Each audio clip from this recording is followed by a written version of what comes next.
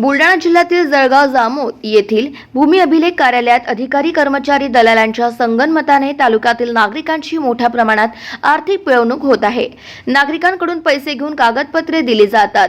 एकीकडे नागरिकांचा आर्थिक बोजा कमी होईल आणि कमी वेळेत कागदपत्रे मिळतील या उदात्त हेतूने शासन प्रशासनाची सर्व विभागाची कामे ऑनलाईन केलेली आहेत।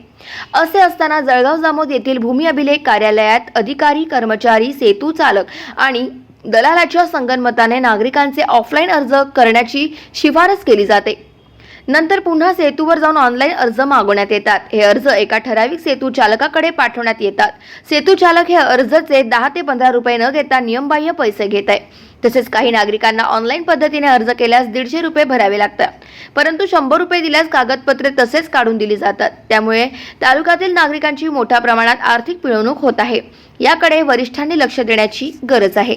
गाव माझा न्यूज करिता राजेंद्र ससाणे, जळगाव जामोद।